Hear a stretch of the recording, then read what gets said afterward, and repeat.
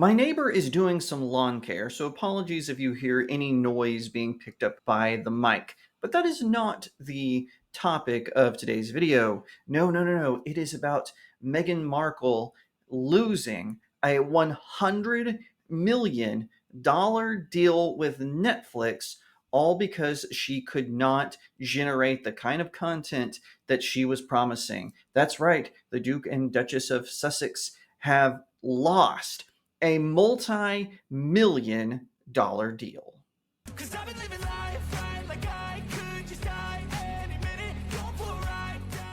Hi everyone, my name is Jacob Berry. Welcome to the StudioJake vidcast, where I talk about all things pop culture. Be sure to like, share, subscribe, and if you're watching on YouTube, ring that little bell so you get notifications when I post a new vidcast, and consider becoming a channel member. One more note on that, if you are watching on YouTube, please do actually comment and like the video. YouTube is starting to put more emphasis on interactions or impressions or engagement over actual watch time, so I would really appreciate that. If you want to support me in the work that I do, head on over to my new website, studiojakemedia.substack.com, where you can subscribe at different tiers that unlock different perks.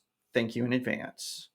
One of the things I love to do here on this vidcast is make fun of celebrities. We see these rich millionaire and billionaires and they want to moan and whine about political stuff that's not even in their wheelhouse, that they shouldn't even try, or they're being super creepy, or they're defending someone who doesn't need to be defended. I can go on and on with examples, but the gift that keeps on giving is Prince Harry and his husband, Meghan Markle. I'm sorry, Meghan Markle and her wife, Prince Harry. I'm sorry, the couple in question is Prince Harry and Meghan Markle. The point is, I think it's really funny watching them kind of generate their own destruction, so to speak, in the eyes of the general population. Because at first, publicity was on their side. Audiences, viewers, fans, and whoever was watching them had their backs over their very public split with Prince Harry's family, the royal family of the United Kingdom and England and Wales and all those other little countries. It shifted because the two of them just started to come off as whiners. They have lost deal after deal with different organizations like Spotify, and now they have lost their massive $100 million deal with Netflix. Now, to be clear, their original deal, they still are being paid for that, but they are not getting renewed. So this is according to the New York Post. Netflix will not be renewing their eye-popping $100 million deal with Prince Harry and Meghan Markle. The Duke and Duchess of Sussex signed the lucrative deal in 2020 to earn some cash after quitting royal life and moving to the US. However, the couple still have other plans for the future.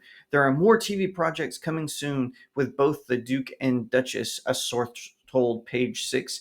They also are set up to sign a first look deal with the streamer when their exclusive deal ends this year. The Post has reached out to Netflix and reps for the Sussex for comment. The latest news comes just days after official figures showed that the Soups alumni's latest project, With Love Meghan, failed to rank among the platform's top 300 most watched titles between January and June 2025. The Post confirmed that Meghan's 8-part series ranked 383rd with just 5.3 million viewers since its March 4 debut, unprecedented numbers for a Netflix original that has been renewed. The series has since been bashed by critics and earned lower viewership numbers than her and her husband's 2022 series, Harry and Meghan, with IMDb giving it just 3.2 out of 10. And if you want to read the rest of the article, like I said, it's available at the New York Post. How do you do this? How does this keep happening with them? Remember, Meghan Markle had this big, huge deal with Spotify where she was going to do this podcast called Archetypes, but then she proceeded to not talk about archetypes. She started talking about tropes, which are very different than archetypes, mind you. And she would have on celebrity interviews, but then there was rumors that she wasn't the one who was actually doing the interviews. A producer was doing them, and then they would voice her in later. Now, I don't know if that's true or not, but I heard that that was a rumor that was going around. Spotify immediately canned that deal. Listen, I don't know about you, but if Spotify came up to me and said, hey, here's a ton of money we want you to do a 20-part podcast for us, I would immediately do that. I would get those episodes out so fast. And listen, I'm a small operation. My wife is my producer. I edit this all together myself and whatnot. So I could save a potential podcast publisher a ton of money because I am a one-man operation, like I said, being produced by my super cute wife who does an amazing job.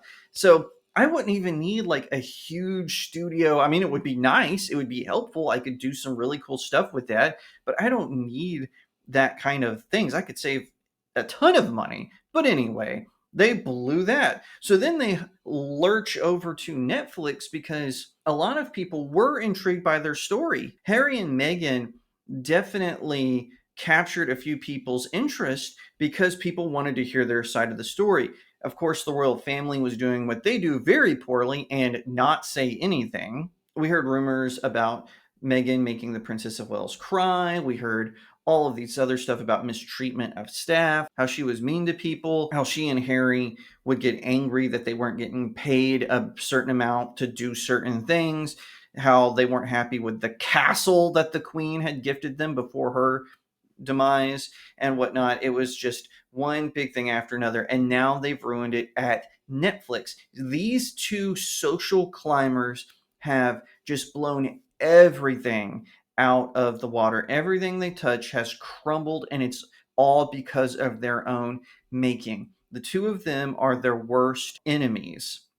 No, it's not King Charles. No, it's not Harry's brothers. It is him and Meghan. They are the architects of their own destruction, and they didn't have to do it. All they had to do was come to America, do a couple of interviews, let Harry write his book, Spare, and then go about their day. That's all they had to do. But no, Meghan Markle is a social climber. She has to be in headlines. So she kept pushing, she kept pushing, she kept pushing. One of the most dynamic lines they told was there was some sort of event going on, and they thought that it was going to be just the family and it was going to be very personable. But then the press showed up and just started taking pictures. And it turned out they knew the press was invited to that event. And then they spliced a bunch of paparazzi photos together from a different event to that event to make it seem like there was more press than there was. That really caught them off guard. Not to mention, Meghan Markle, again, a millionaire, goes on with Oprah, a billionaire, and starts whining about how she just wants privacy. She just wants to be left alone.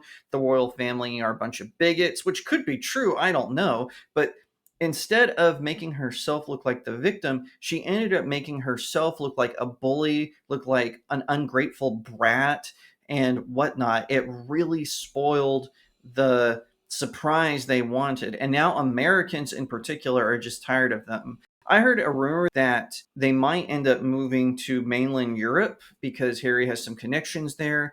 Well, I hope so. I hope that they go. I hope we never see them again. But they're still fishing for deals because she still has her jam company, which she can't find a CEO for because no one wants to work with her because she's such a terrible boss. And I love how she keeps trying to push herself like, I'm a founder, I'm a female founder. Well, okay, great. I'm glad you started a company that makes jam, but it is really interesting watching how it's all unfolding, how she's poorly managing things, how her and Harry have poorly managed just their fame, where they've gotten mocked by South Park. They're the target of multiple late night comedians. No one can stand them. And they did something that I previously thought was impossible, and they made the royal family look good, especially with how they have handled their privacy tour, their book tour, which, by the way, Prince Harry's book, it has some weird thing that would make Sigmund Freud blush. I mean,